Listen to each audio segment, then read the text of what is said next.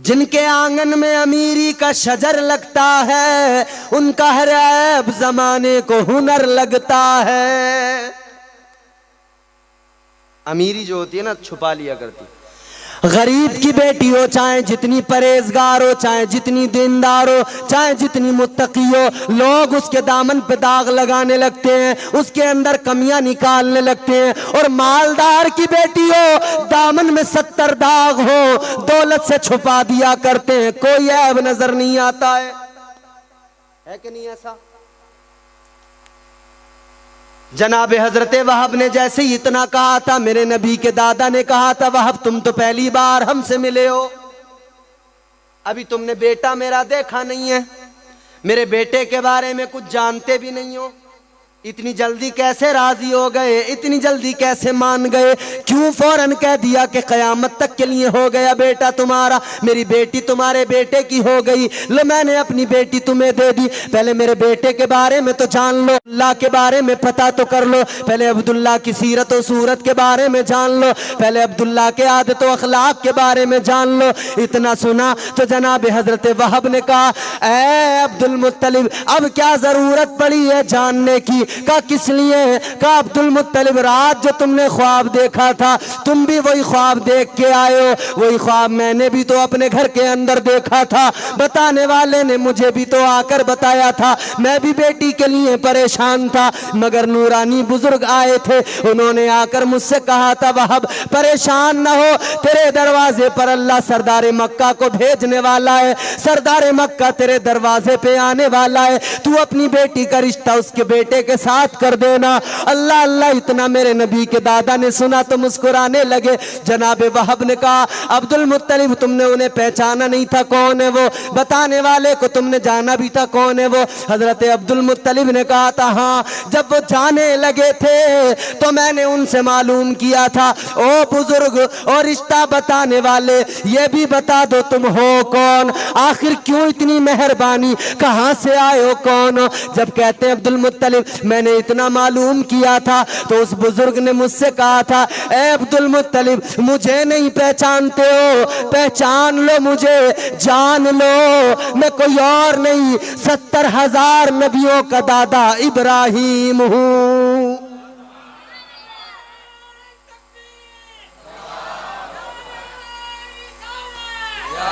जोर से बोलो।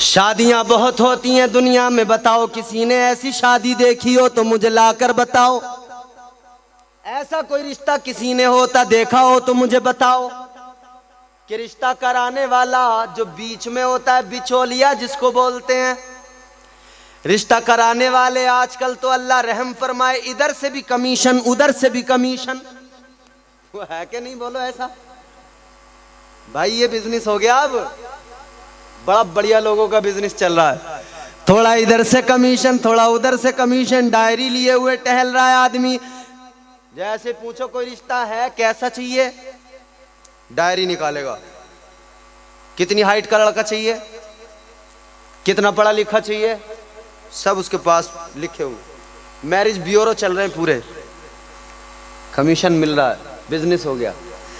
लेकिन मेरे अजीजों, ये कमीशन खाने वाले, ये रिश्ता कराने वाले, कोई दुनिया में मुझे ऐसा निकाल के बताए रिश्ता, जैसा रिश्ता मेरे नबी के वालिद का हुआ है। कराने वाले कोई आम इंसान नहीं, अल्लाह के पैगंबर हजरत इब्राहिम है, जिनका रिश्ता हो रहा है वो मेरे आका के वालिदैन। रिश्ता तय हो गया, अब शादी हो गई, निकाह हो गया। अल्लाह अकबर कबीरा, जो नूर अब तक मेरे आका के वालिद की पुश्त में था, जो नूर मेरे आका के वालिद गिरामी की पेशानी में था, अब वो नूर मुंतकिल हो गया, जनाब हजरत आमिना के शिकम में आ गया। जो औरतें हजरत अब्दुल्ला पे मरती थी ना, जान देना चाहती थी, तमन्नाएं करती थी हमारी शादी हो जाए। एक रोज रास्ते से गुजर रहे हजरत अब्दुल्ला, एक औरत जो बड़ी तमन्ना करती थी इनके साथ मेरा निकाह हो जाए, वो भी उसी रास्ते से गुजर रही है। हजरत अब्दुल्ला को उसने यूं देखा तो अपना रास्ता बदल लिया। दूसरे रास्ते से जाने लगी। क्या हुआ?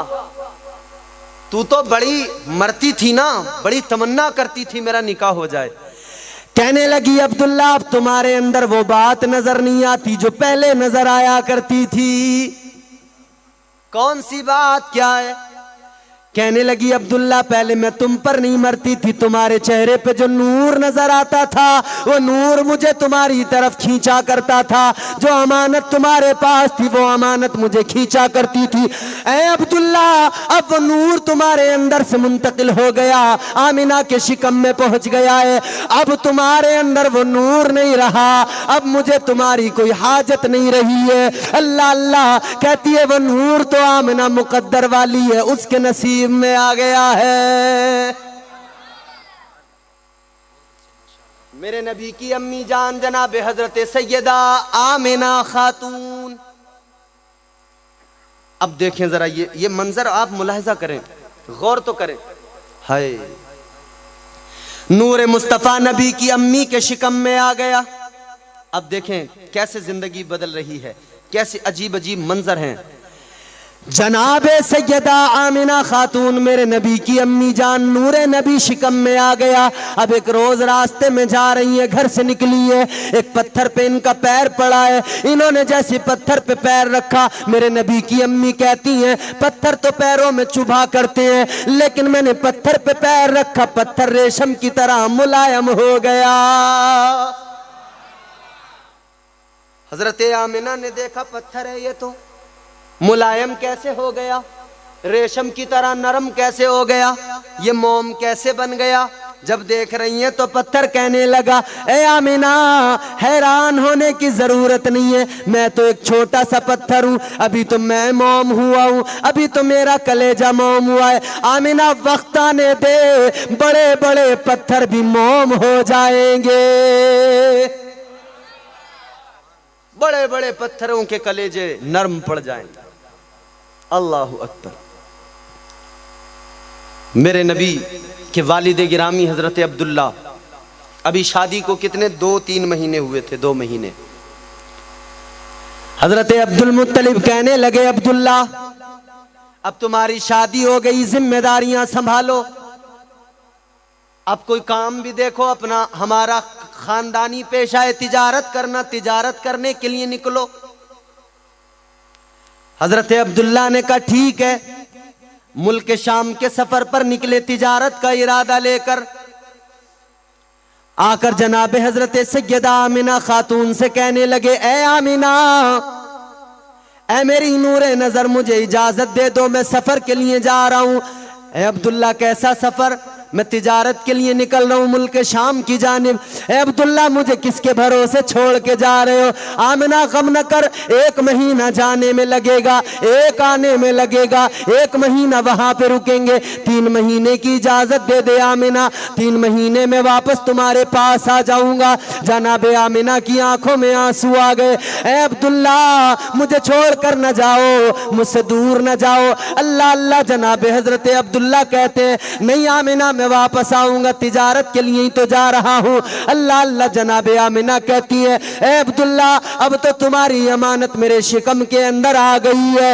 अल्लाह अल्लाह। मेरे नबी के वालिद सफर पर निकले हैं। जनाबे आमिना ने भीगी आंखों से इजाजत दी है, भीगती आंखों से रुखसत किया है, आंखों में आंसू है। जनाबे अब्दुल्ला सफर पर निकल गए। अल्लाह अल्लाह। ये सफर पर गए और इस सफर में ऐसे गए कि कभी लौट कर वापस नहीं आए। जनाबे सैयदा आमिना रोज शाम को बैठकर अब्दुल्ला का इंतजार किया करती थी, अब आएंगे अब आएंगे। जब सुबह को जाने वाले परिंदे शाम को वापस आते थे, ये परिंदों को देखा करती थी, ऐ परिंदों तुम आ गए, मेरा अब्दुल्ला न जाने कब आएंगे, मेरे अब्दुल्ला की वापसी न जाने कब होगी। अल्लाह अल्लाह। इंतजार में गुजर रहा है वक्त, आंखों में आंसू आते हैं, अब्दुल्ला को याद कर कर के रोती है। एक दिन जनाब अब्दुल मुत्तलिब आए, हजरत आमिना से कहा, आमिना एक खबर सुनाने आया हूँ, रोना नहीं। आमिना ने कहा, अब्बा क्या बात है बताओ। कहा, बेटी रोना नहीं, मैं जानता हूँ तू जवान है अभी, और जवानी में ये गम तुझे निढाल कर देगा, कमजोर कर देगा। अब्बा बात क्या हुई? जब खबर मिली, ए आमिना अब अब्दुल्ला कभी लौट कर नहीं आएंगे, अब्दुल्ला दुनिया से रुखसत हो गए हैं। इतना सुना मेरे नबी की अम्मी की चीख निकल गई, आंखों में आंसू आ गए। अल्लाह अल्लाह, वो औरतें गौर करें, जवानी में जिनके शोहर छोड़ के चले जाते हैं कैसी दिल पे तकलीफ होती है। इधर मेरे नबी की अम्मी जवान है, इधर अब्दुल्ला मेरे नबी की अम्मी को छोड़कर चले गए। इधर पेट में शिकम में हजरत आमिना के शिकम में नूर मुस्तफ़ा है, इधर जनाब अब्दुल्ला की अमानत है। नबी की अम्मी की हालत ऐसी, रात भर रोती दिन भर रोती, आंसू बहाती रहती, अल्लाह अकबर, रात भर रोती दिन भर रोती, अल्लाह अल्लाह, बड़ी परेशानी के आलम में रो रो के अब्दुल्ला को याद कर करके वक्त गुजार रही है।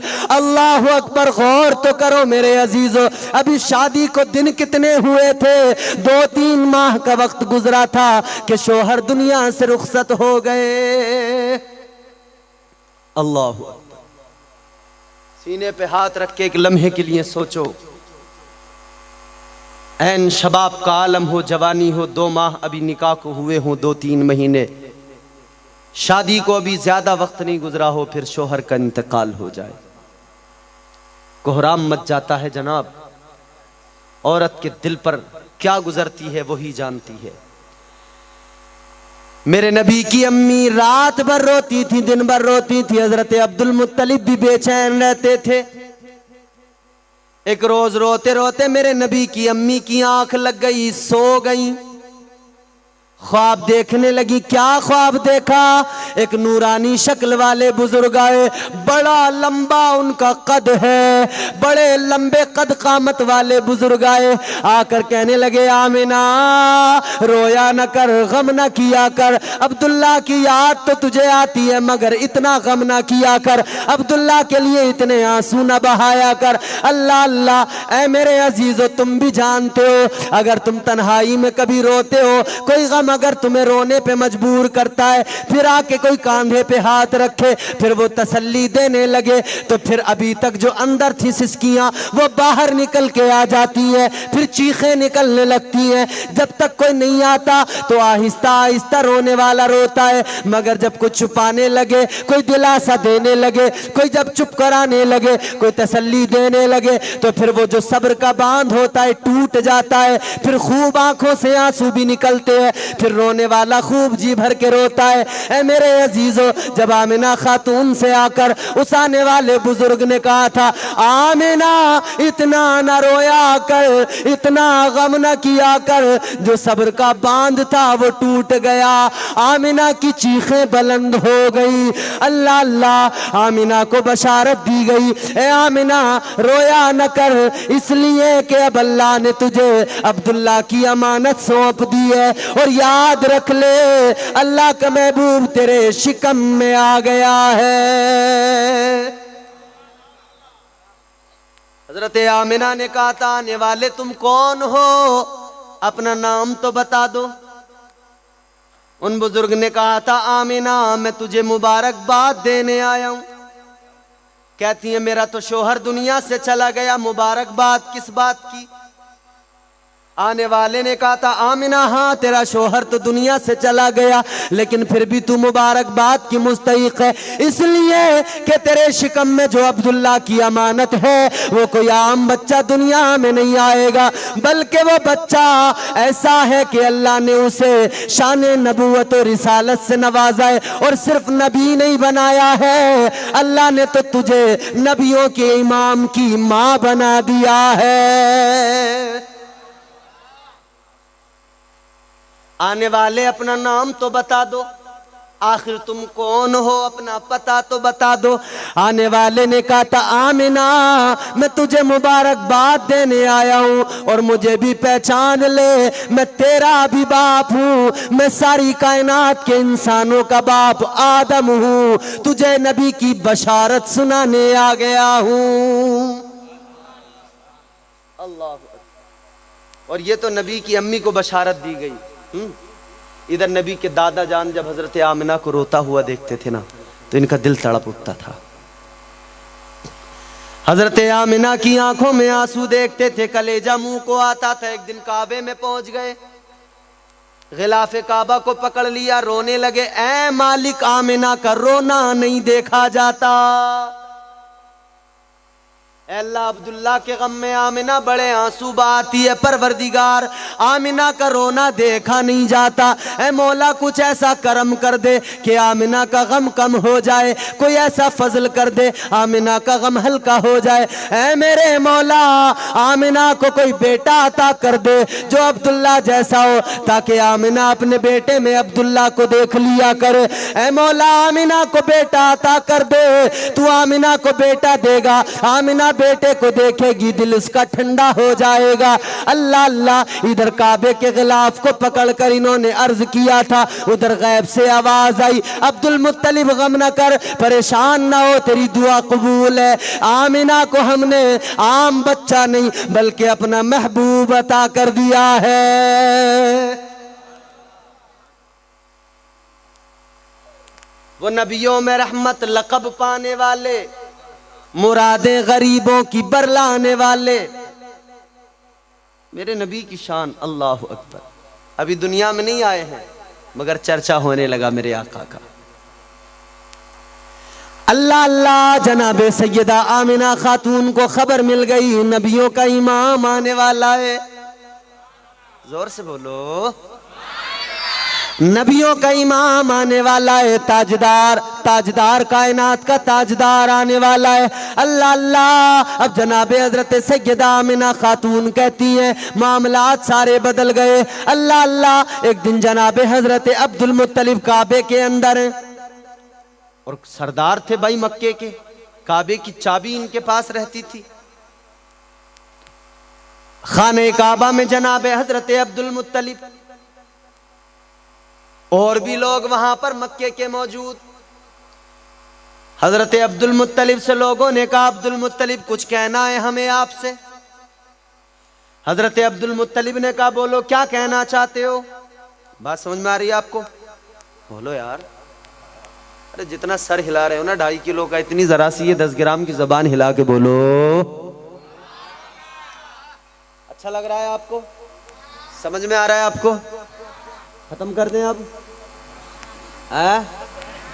और बोलें? ऐसे इतने मरे मरे अंदाज में बोलोगे तो कैसे बोलेंगे भाई? जरा तड़प के बोलो सुभान अल्लाह। पीछे वाले भी बोलो या रसूल अल्लाह। अपने आका को ना, अपने आका को जब पुकारा करो ना, मुस्तफ़ा का नाम पुकारा करो तो पूरी बेदारी से दिल लगा के पुकारा करो, इसलिए कि हुजूर मदीने से हमारी आवाज़ों को सुनते हैं, हमें मुलाहिजा करते हैं। जब हम या रसूल अल्लाह कह के आका को पुकारेंगे इंशाअल्लाह फ़ौरन हमारी मदद को हमारे आका तशरीफ ले आएंगे। अगर जी लगा के हाथ उठा के बोलो या रसूल अल्लाह। अब लगा ना जिंदा लोग बैठे हुए हैं यहाँ, वरना ऐसा लग रहा था कब्रिस्तान में बैठा हूं, मुर्दे यूं बैठ के आराम से सुन रहे हैं मेरी बात। जिंदा नबी के मानने वाले हो तो जिंदगी का मुजाहिरा किया करो, बेदारी का मुजाहिरा किया करो। उस्मान भाई मुस्कुरा रहे हो, मुस्कुरा के बोलते रहना सुभान अल्लाह। ऐ मेरे अजीजों गौर करो, नबी का नाम लिया करो तो जरा तड़प के लिया करो, इसलिए कि आका का नाम बड़ा प्यारा है। किसी कहने वाले ने कहा था, बल्कि कौसर संबली एक संबल के शायर, उन्होंने कहा देखना गुफ्तगू महकेगी सुखन महकेगा, उनका कलमा जो पड़ेगा वो दहन महकेगा।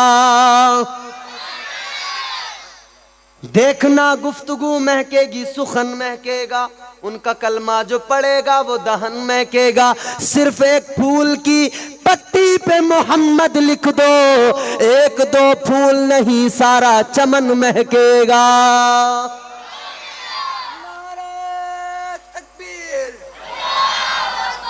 नारे रिसालत, नारे हैदरी, सरकार की आमद, दाता की आमद, मरहबा। जरा ऊंचा बोलो मरहबा, जरा झूम के बोलो मरहबा। नारे हैदरी। हजरत अब्दुल मुत्तलिब हरम काबा के अंदर मौजूद हैं और भी मक्के के लोग मौजूद हैं। कहने लगे अब्दुल मुत्तलिब एक बात करना है तुमसे। नबी के दादा ने कहा बोलो क्या कहना चाहते हो। कहने लगे अब्दुल मुत्तलिब तुम सरदार हो मक्के के, हिम्मत तो नहीं हो रही है मगर फिर भी कह रहे हैं। सारे मक्के के अंदर बातें हो रही हैं।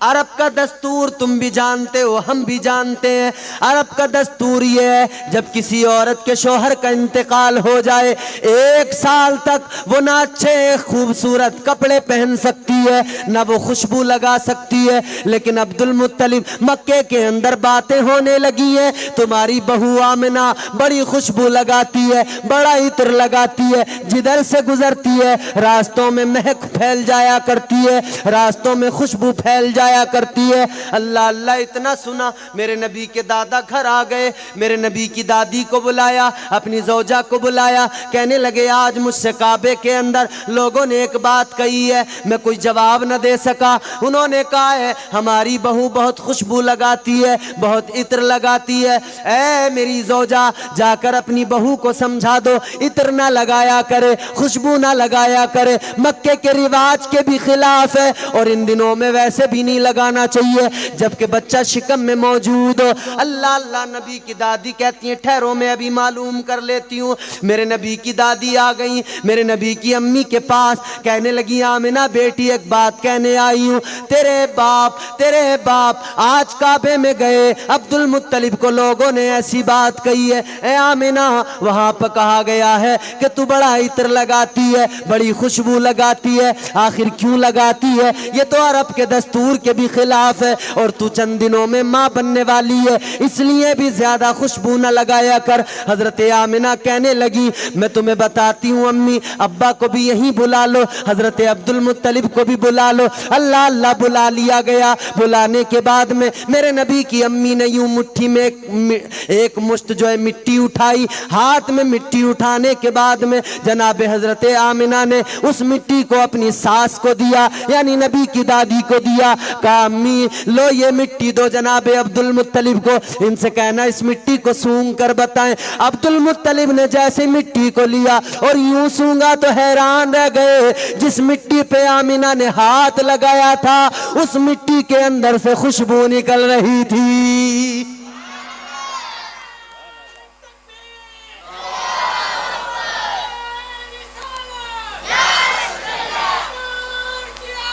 मरहबा।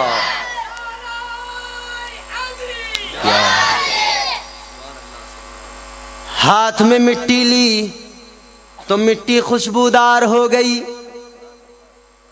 अब देखें उनकी महक ने दिल के गुंचे खिला दिए हैं। मेरे नबी की अम्मी ने मिट्टी को हाथ लगाया, मिट्टी दी, कहने लगी सूंघ कर बताओ। कहने लगे हाँ इसमें तो खुशबू आ रही है। फिर जहां मेरे नबी की अम्मी का कदम रखा था, पैर रखा था, पैर हटाया, कहा मैं हाथ नहीं लगाती। अब्दुल मुत्तलिब तुम उठा लो मिट्टी। उठाकर जैसे सूंघने लगे, आमिना हैरान है हम तो इस मिट्टी के अंदर से भी खुशबू आ रही है। जहां कदम रख दिया है हजरत आमिना ने, कदमों के नीचे की मिट्टी भी खुशबूदार हो गई है, उसके अंदर भी महक आ गई है, वो भी कस्तूरी से ज्यादा खुशबूदार हो गई।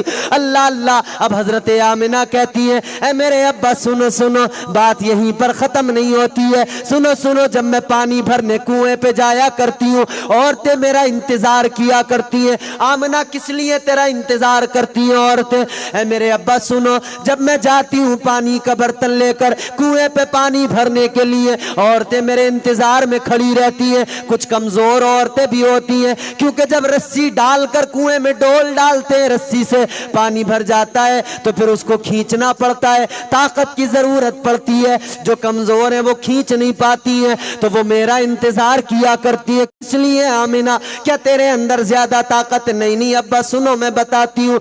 जब मैं कुएं पे जाती हूँ, जब मैं पहला कदम कुएं के मन पे रखा करती हूँ, मेरा कदम जैसे ही पड़ता है, जो पानी कुएं में नीचे होता है वो फौरन सारा पानी ऊपर आ जाता है।